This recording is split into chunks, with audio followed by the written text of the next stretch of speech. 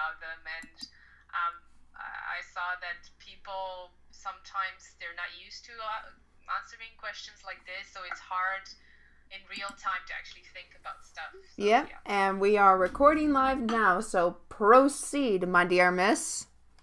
Okay, cool, awesome. So, which Dragon Age game is your favorite and why? Well, I would have to go for the very first game that I got introduced to, and that would be Dragon Age Inquisition. Because All right. yeah, to me, this particular game line actually has such strong storylines, and especially for a newbie like me, since I have been in the fandom for a year now, in February, coming in February, I actually, Oh, yeah, so I am, really a newbie.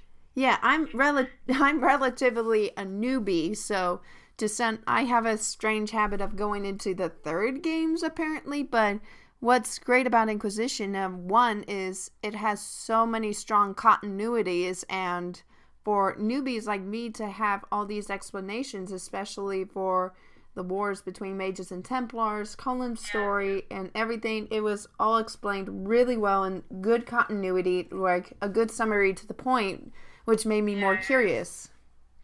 And yeah, and just to me, you got to understand about me is I have a love for storylines. So to me, the stories in Inquisition were very real and very adaptable. Especially, I mean, I would be a few questions away, but I think on each of the arcs written, you could tell had a lot of detail and love into them. And not to mention the graphics were beautiful in there. yeah. That's true. Also, compare maybe to the first and the second. Is the Dragon Age your first RPG, or you played other RPGs before? Well, first thing you gotta understand is I don't really play games. I just watch the cutscenes on YouTube. Trust me, if you try, but this isn't my first RGP experience. The first one that I played through with my friend Rocky Harmony, with him being the controls for me, was Mass Effect. Which I, yeah, but to reflect back on the question, I'm reading through my notes right here, but I really liked with Inquisition that it addresses so many issues that not many other forms of media outside of video games addressed, like PTSD, addiction, faith, government, loyalties, and etc. So really, Yeah. and what's great about going back to the RGP question, that I really liked how RGP and games had developed to the point where it's becoming a life skill tool to really help make on good decisions. Yeah, yeah. And because you said that you watched a lot of cutscenes, which elements in Inquisition did they make you emotional? Like, and why do you think that might have been the case? Well, to me, it's the combination of characters, the romances, and even the companion stories that help to inspire certain characteristics. Like for me personally, on the two I most adapted to in Inquisition was Cole, because I've recently discovered in a Cole characteristic video on YouTube that in an interview with the head arc writer there, that the Yeah. personality was inspired by those with the autism spectrum, and people, Oh, okay. I yeah, didn't know that. yeah, and I'm actually a stage 4 autistic individual and Yeah. so I've basically related a lot to Cole in that, but I strongly related more to Colin Rutherford because I also am a PTSD survivor due to work harassment. Yeah, and his story is very much related to that Yeah, as well. so Yeah, and yeah. but before you knew that thing about Cole, which character did you attach to, like in the first place, without knowing like these extra information about their background and their storyline from the writers or the developers, like without digging in uh, more deeper, let's say. You're going to probably hear this name a lot more because, again, as a PTSD survivor, I really gotten attached more to Cullen when I first entered into it. Because believe it or not, Okay, so Cullen. yeah, because believe it or not, I gotten introduced into Inquisition first through WatchMojo.com's top 10 underrated video game characters, and Cullen was number 10 on this one. And when I heard the brief summary on it, I was like, okay, a Templar, because I'm still a big Assassin's Creed fan, so I found the cutscenes without knowing the storyline, but going through the romance arc, and I was like, wow. So basically, like in Alice in Wonderland, Lewis Carroll said, in another moment, down went Alice after it, never once knowing how in the world she would get out again. And did you romance Cullen? Yes. Yes, I have no shame on romancing Cullen. Okay, so he was your as well your choice, so the one you liked as a character, but also the one you romanced. Because sometimes I've had people say, well, I romanced someone, but I really liked another character more because of their personality, etc., etc. Yeah. So for you, they match. Yeah, pretty much. I mean, I have no shame in that, but if I would have to have a secondary character in the series that I really liked, it would definitely be Cassandra, because she and I were kind of the same. Like, we have that toughness and been raised to tomboyness and have great responsibilities, but yet it's really hard to reveal that you do have a soft side. Yeah. And talking about then romancing Cullen, did you develop feelings for him? Like, I don't know, crushes, or did he make you care, and why exactly? Yes, he did make me care a lot for him, because I've been where he was, really. Like, after going through the origin storyline and all that stuff, I pretty much related to him a lot on, because I remembered even after my work incident that I was very angry and resistant and wanted to try to make up for all these things, and it was like looking in a mirror pretty much. And so yeah, basically I pretty much care for him and understood, which I give the writers of that particular arc a great hoorah, because it takes a lot to be sure that your reader cares for a fictional character. That takes dedication. Yeah. And you could tell they did a lot of research upon it, because they didn't sugarcoat the withdrawals of the lyrium or the PTSD symptoms. Yeah. So they tried to show pain in a realistic way. Exactly. And to follow up with other questions, the other two men that, yes, I actually romanced in the previous games, the other two handsome blonde brownies, the Anders and Alistair. Yeah. But I've emphasized a lot with Anders, because he too has been hurt in so many ways, depending on how you get to know him or romance him, depending on Dragon Age 2. But you know that he's had not a pleasant experience with the Circle, apparently. Yet he wants to do justice, but yet when justice enters in, he suddenly becomes turned from a healer to a zealous terrorist. But yet I have empathy for him, because I couldn't help but think about the story of Absalom, really, since I'm a Christian, I will admit, but I think about how he wanted to take justice into his own hands, even though it would be something extreme, even though pretty much no one in the political form, both Mages and Templar side, did anything to benefit. Yeah. I also... go ahead. Yeah? No, go ahead. I also liked how, really, with Anders, that it really shows a mental disability, such as like with bipolar depression, really, with the confliction of justice, or pretty much someone who I believe that Anders does have some minor PTSD as well, depending on the arc on which gender Hawke is. Yeah. Did you play Awakenings? Yes, I did go through Awakening, and it made me think on how I will admit, due to recent events, like, I thought, how could Anders be from this happy-go-lucky and suddenly change of voice, apparently due to voice actor reasons, which I still don't know to this day, but how someone could change that dramatically. But then due to recent events that happened in my life, there are events that do change a person a lot due to circumstances. So really to have suddenly, which I will admit, thanks to Nathaniel's influence, when I heard the banter of Awakening, I'm like, Nathaniel, don't influence these two on Justice, please. I love him and all, but yeah, but it pretty much, it was a slow fade, really, how when you try to intend on helping someone, then it goes down a dark path. Like Anders said, there was too much anger in his heart without knowing. So what he thought for good then went down on this destructive path.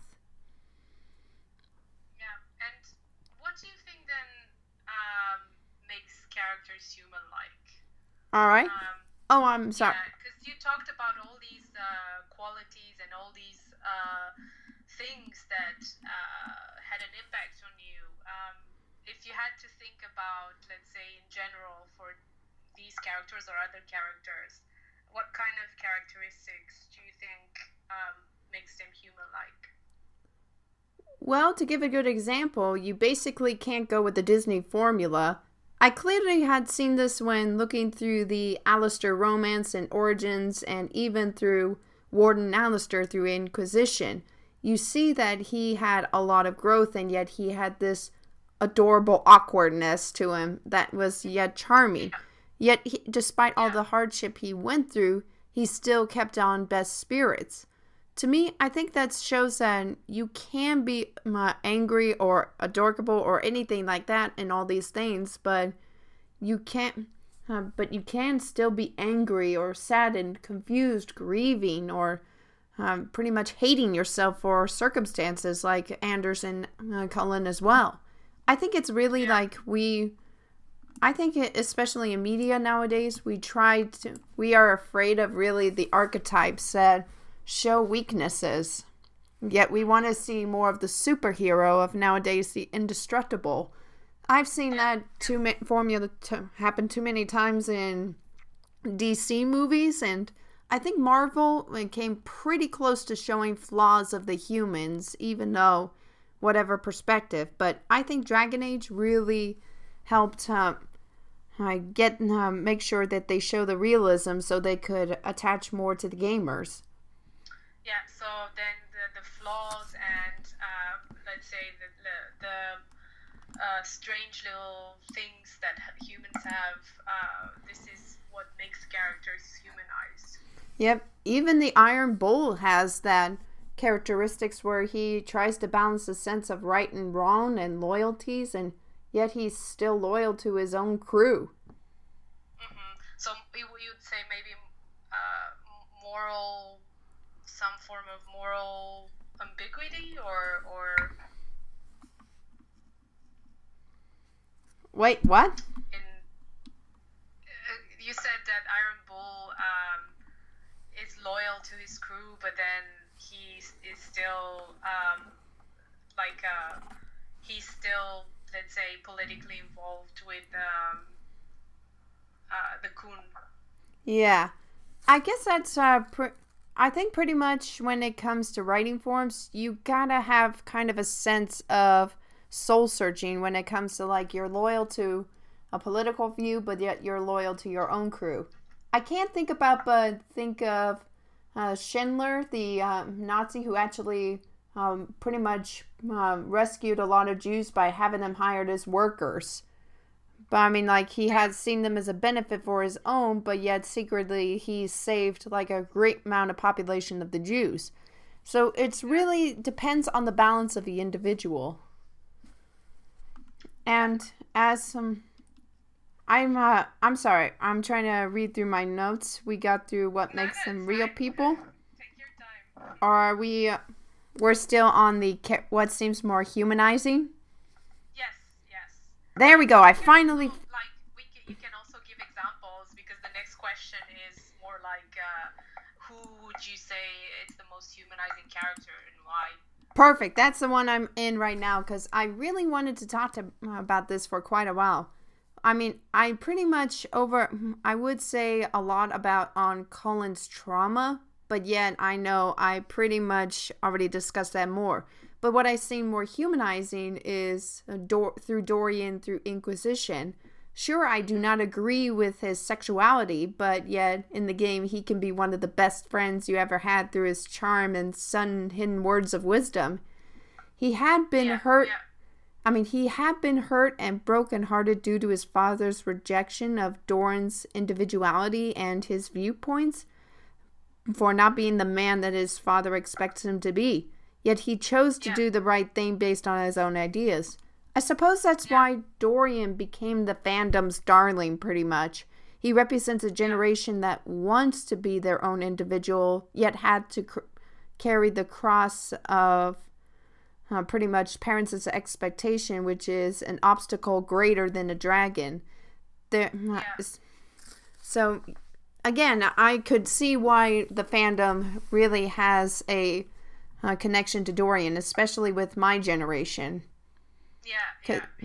Because I read recently in a TED Talk interview that that in between the years of 1990 and 2000s, there were a lot of absent parents due to like work-related or disconnections. Yeah.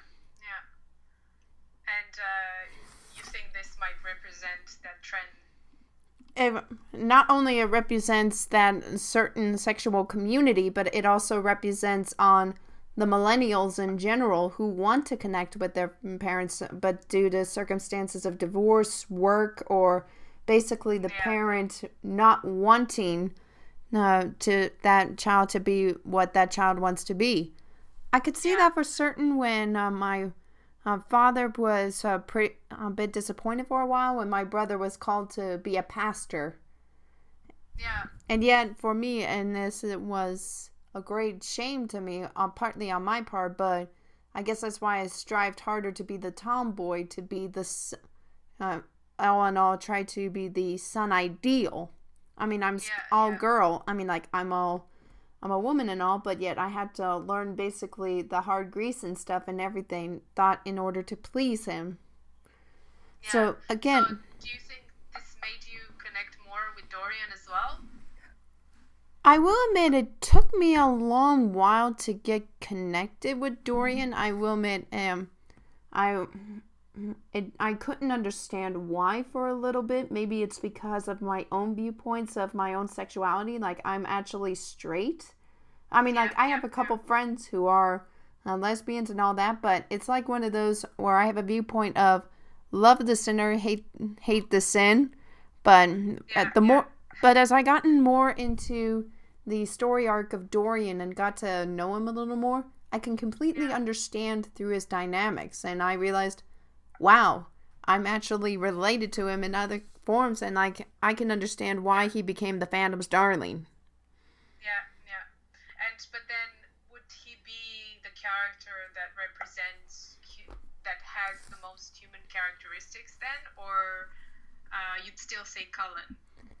I still say both, really, because they both show the strongest. But I would still lean more to Cullen, because to me, I know I'm probably a question away, but I'm a question ahead, but in terms of romance, Cullen pretty much changed my idealism of who I'm looking for in a potential husband or boyfriend. Because, I mean, like, he's, even though he's a commander of a large army, but yet, and pretty much among these group of 2 strong women, accounting Cassandra as well, so 3, he doesn't boast or anything about it. Yet he has a kind heart and is compassionate and wants to do better, depending on your choice. Yeah. Okay, so, but then, was there a moment when Cullen tricked you into believing or thinking he was real? Like a scene from Inquisition, or something he did, or are there any moments that really marked you, let's say?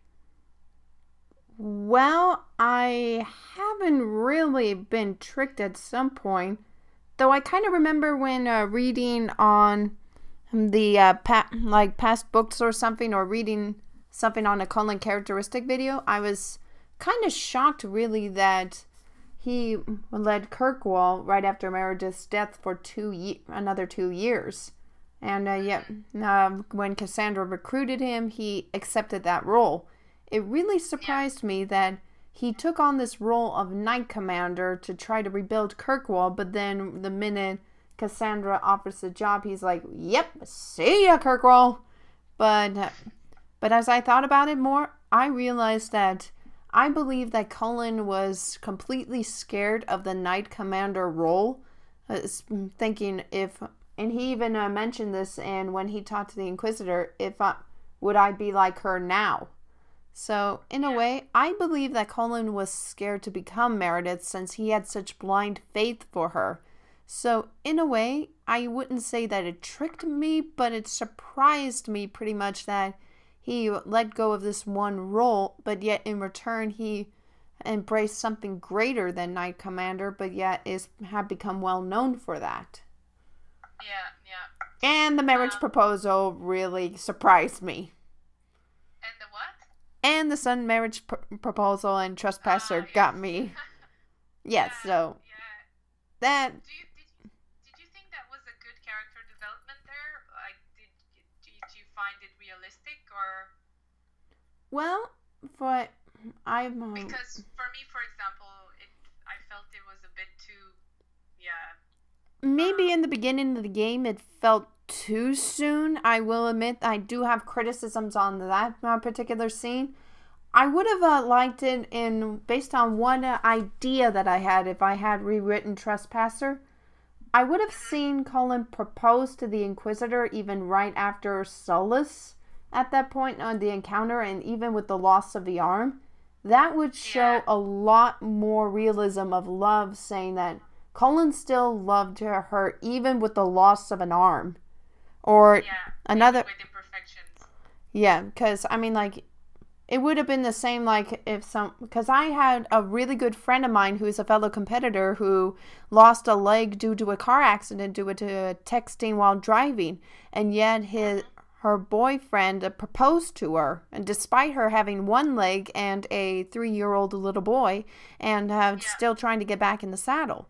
So yes, I think the marriage proposal was way too soon, and and on the side note, it would have been a second option I had where the Inquisitor said now's not the time, but yet in the end she would end up proposing to him in battle anyways. But that's the honorary side. Yeah. That would have been, I think, more realistic and interesting than. Because I thought they kind of put it there just to please people. Like, they didn't even think about it. Just like, poof, dropped it in there. It was good if you play Cousland suddenly have an announcement of a proposal to Alistair. That's like one of those, that's a one-time deal. Mm-hmm. But the Warden was awesome. Only that's she... True. Yeah, and especially I think it fitted well more with the Alistair romance than with the Cullen romance, because it showed more genuine, again, with the Alistair romance based upon his personality. Mm-hmm. So that's pretty much my viewpoints, how that could have worked a little more for humanizing if they would have just put in the proposal in another part of the story. Yeah. Because it almost seemed like a too Disney happy ending too soon before we even got started hating Sullus. Yeah, right, yeah. And what do you think makes a character uncanny, like non-human? Because we talked about what makes characters humanizing, but now what do you think makes characters less humanizing? Well, I suppose to exclude the Qunari and dwarves at one point for not being human in general. But depends what you feel about what is human. I mean, I know that was. You can also say there's. I know that was a joke. Yeah. No, because I had participants who really couldn't say that, let's say, elves were humanizing because really of their race. So they would always say that, let's say, a human would be really more humanizing, and they would say non-human. They they I think they put priority on physical appearance rather than necessarily on personality or like character development I or agree with that. things like that. And yep, but I think there were two ways I could see this too, and one of them's relating to the elves and the human side and such. I think what is the definition of humanizing is pretty much those with virtues and characteristics and idealism. That I've seen, because I will admit, if you saw my YouTube channel, which I will send you a link later, like I not only reviewed Dragon Age and Assassin's Creed video game content, but I also review kid shows like My Little Pony Friendship is Magic with the little girl I used to nanny. And even though with creatures like that, you see a lot of characteristics. So I think in the term, if you try to add characteristics that doesn't seem like what is the right human character, then it would probably make them non-human. And the second thing I thought about is trying to be a Jekyll and Hyde personality-wise within a character. It seemed to me like a quick shortcut to try to get into character development. So really, to me, what's non-humanizing are the popular Mary Sues. So in terms, I think it's like in character development as well. I mean, like, if you have that, it'd be a blank page, something you've seen a million times. And a character trying too hard in writing formats, it's everywhere and you really can't quite figure out the characteristics. With Dragon Age, however, depending on your choices, it pretty much helps set up each of the characters' own individuality and characteristics and helps you connect all the dots. Yeah. And do you have is there an example of a more uncanny character from Dragon Age that you have in mind? The characteristics I have in mind, what's the definition of uncanny, really? I know I can't sound stupid asking that. Have you seen maybe Sophia the robot? Do you know what I'm talking about? This android-like human, but she doesn't look completely human. It's somewhere in between. Or characteristics that Evie from Mass Effect. It sounds kind of like no, because that's no. I don't know who you. You really know that she's an android. Like you can see she's an android.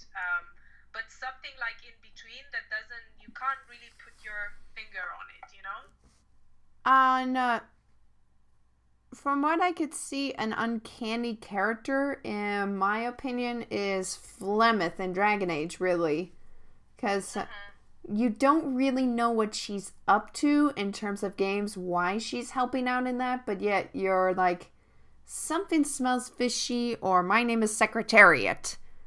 But to me, she's considered an uncanny character to me.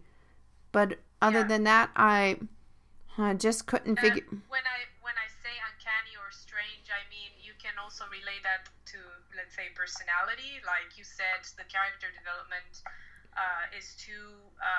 I don't know. They tried too hard, and then they ended up with some unrealistic, scenario, or like, let's say. I figured out. Physical characteristics. You know, Mass Effect,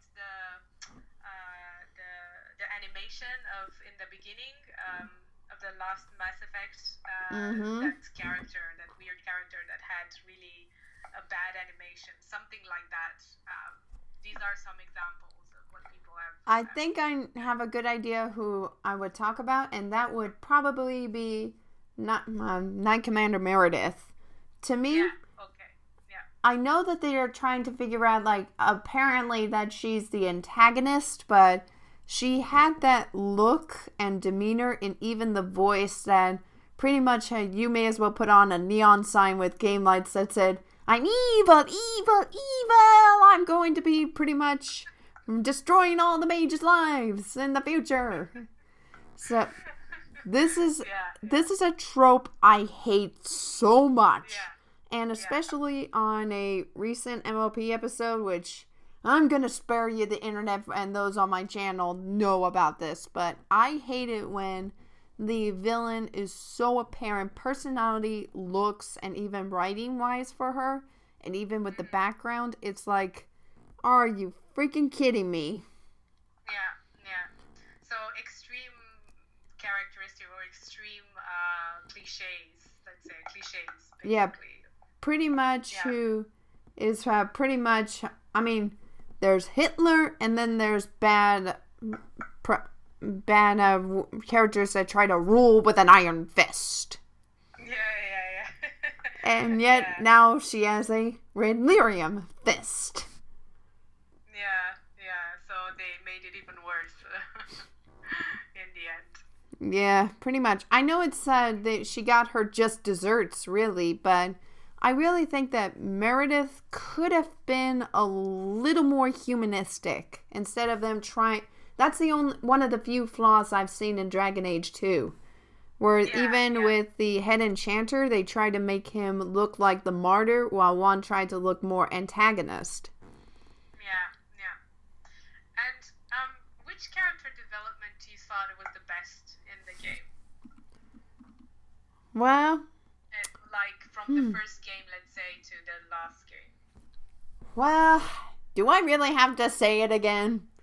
I have to. Alright, so I may as well make this will probably save me from my own my character personality video, okay, but. So it's still Cullen. I can't help. I need help. Maybe I need to talk to my therapist about this, but. No, in all seriousness, Cullen's arc was the strongest, in my opinion, through the matters of growth. Because if you think about it, then Cullen was this 19 to 20-year-old new Templar, give or take, who started in a new job and then suddenly, boom, a blight happens and he was pretty much the sole survivor after the attack. And then for him to suddenly go from being scared to being angry, and yet he started having his eyes open to no longer being blinded by anger and blind faith in Meredith. Based on her influence, and when Hawk and even Anders, due to kaboom, pretty much opened his eyes, saying that nowhere in the world is really safe. Because, I mean, and even in our world, we live in a fallen world.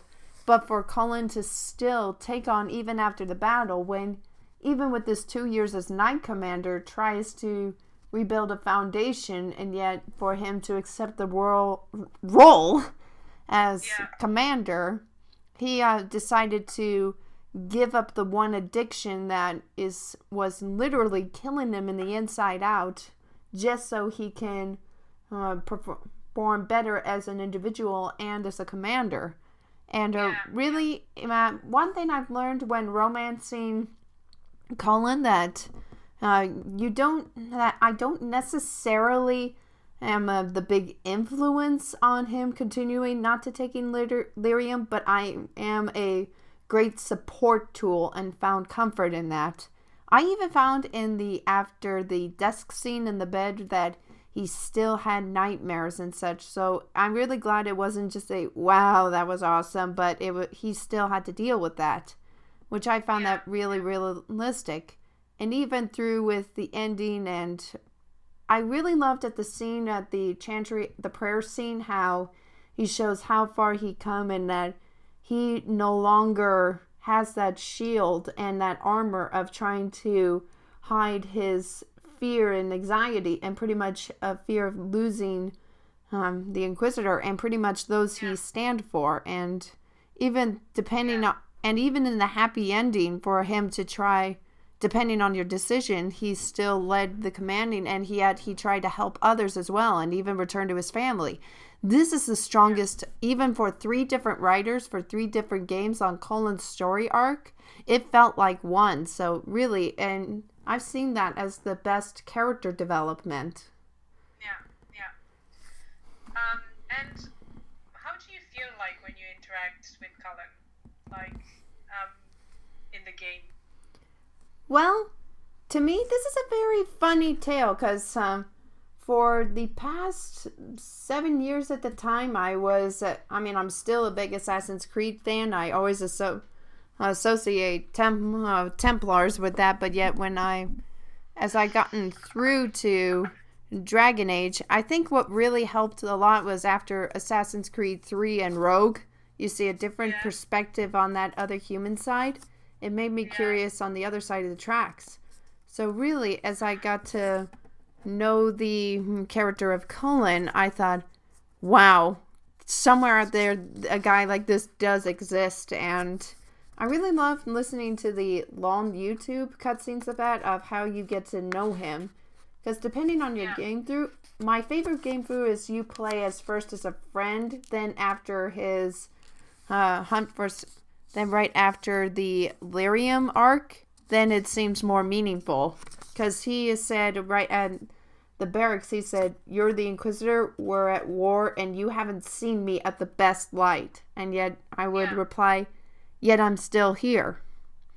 Yeah. I suppose to me, like, and on the side note, to me, his voice was comforting too, because this is kind of sound really stupid, but it kind of reminds me of that softness yet have a good commanding power of presence like Aslan from the Chronicles of Narnia. Yeah, I know what you mean. Yes. So he made you feel comfortable then, or? Well, I guess in a way he made me feel comfortable in forms of my anxiety, which is kind of really strange that a military character made me kind of felt like that, since considering my former boss was formerly a commander in the army, and that's for a story link I will probably have to send you through my Skype later. I did a video on that whole mess, so you have a better idea.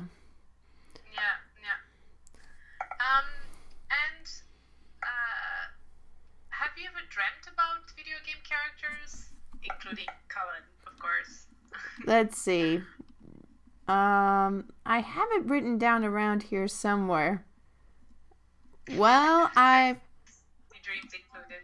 Yeah. Well. Because you're an Assassin's Creed fan. Yeah. My first participant, she said that she had a dream about having The Witcher. Yeah, I've heard of it. So she had a threesome with Ezio, and Geralt. Sounds like someone went on the Dirty Ass Creed's Tumblr page. But anyways, okay, dreams. I'm trying to figure out how to say this since there are children that watch my channel too. But anyway, so it's fine. I'll give them a warning. I've given them a warning that it PG-13, so they know. But anyways, so yes, I did had a couple times had a couple smutty dreams, pretty much. I'm not gonna lie, but it was more of like a couple dreams I have where it's really more of recent events. He came and hold me at that point when I felt broken and destroyed due to circumstances that have recently happened.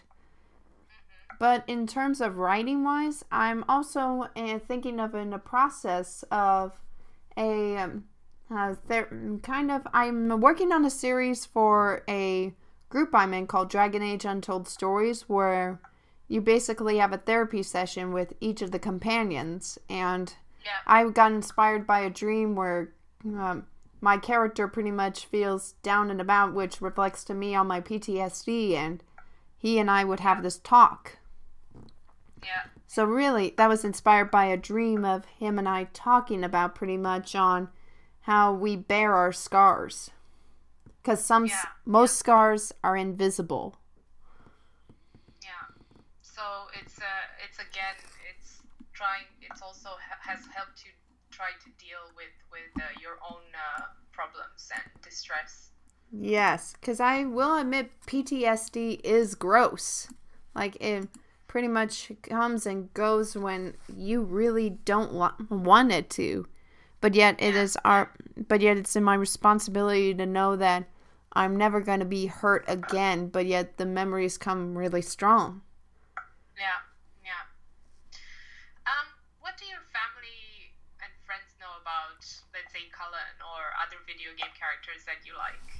Well, my mother knows about Dragon Age. Like on recent events, I showed her the Cullen romance video, and I did that not one just for a good distraction, and it was all raining and snowing that day anyways.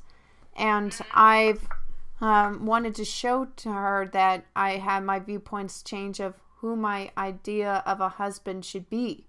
And when I first showed, and you got to understand about my mother, she's not usually the type that would go all goo-goo over, like, on some of the guys I would show and such, not even my formal boyfriend at the time. But when she saw him, she was like, wow. Because even she, well, it's not just his looks, but she said when looking into that character's eyes and even the demeanor, you saw that he had the balance of being strong yet gentle. Yeah. So coming that from my mother, I was like, wow. So they do have like an idea about these characters. And, my mother does. Yeah, my mother does. Yeah, but she knows I keep it in a balance health. Like Cullen's more of an inspirational idea, like kind of an example who I'm looking for. Yeah. Excuse me, cat hair. Yeah, so like there's one question I wanted to ask you, but have you ever had a partner that was jealous of these characters that you liked, for example? I'm not dating anyone at this point. Haven't been for 2 years. Like I never had, but if I did, probably yeah. I know my channel partner Rocky Harmony at times seemed like, wow, you're being shipped on so many times. So if I were honest, probably, because these characters and all the format, they became like family to me. Yeah. So they had a real influence in how you, let's say, in your moods and how you acted and yourself, your personality then. Pretty much. I mean, especially at a time when I worked so much, I barely had time to go out and see friends and family. They pretty much became my, like, even book characters can become your friends. Yeah. But do you think, what is the difference then between a book character and a video game character? Which one has more impact on you? I think both have a good impact, but I like to have a visual. So that way I could at least think about it. When in books it's a little harder nowadays. Yeah, and you said because Cullen's voice seems very soothing, and it also voice then attached to that character, like the voice acting is very important then.